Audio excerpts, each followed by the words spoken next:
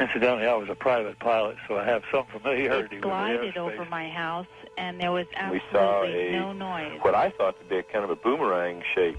4-4, just confirming that all the passengers can see this aircraft. How would you describe the acceleration? Probably the speed of light. I would go ahead and feel the craft, which was warm.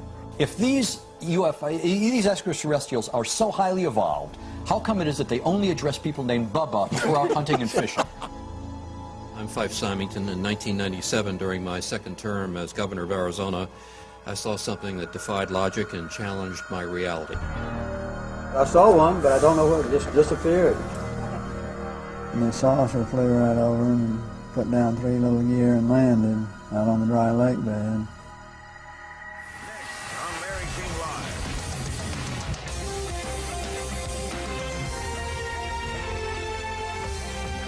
Monday, former high-level government employees, military officials, and pilots from all over the world will come together. They'll discuss their own UFO sightings and encounters, and they'll do it at the National Press Club in the nation's capital. This is when we first saw the UFO. This is when the pilot saw the UFO. This is when the military guy saw the UFO. Performing speeds and maneuvers significantly in excess of anything that they'd seen military jet aircraft perform. Physical traces on the ground from the craft were confirmed by the local police. James Fox helped organize today's UFO-related event in Washington. He directed the film Out of the Blue. The official position from the Air Force is that they terminated Project Blue Book in 1969, and there have been no official investigations since then.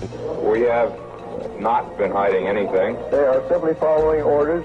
Don't rock the boat. Play it down. Cool it. Ma'am, I have no reason to believe that they're real. Thousands of witnesses now which can confirm that indeed this so. Activities which cannot be related to terrestrial activities. It's not going to be, as I say, disclosure with a big D. Right. It's going to be disclosure with a small d. If the government's announced, well, the unidentified objects are real, people would panic? I cannot say yes, but I cannot say no. Why do you think the Air Force doesn't want this out? I wish they would. If the Air Force is listening tonight, why don't you tell us the truth?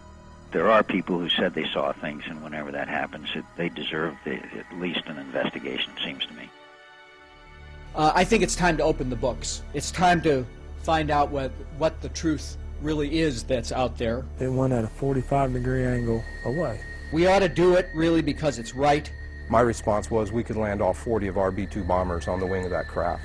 We ought to do it because the American people, quite frankly, can handle the truth. I know what I saw, and I get very upset, and I was wondering why they won't find out what it was. And we ought to do it because it's the law.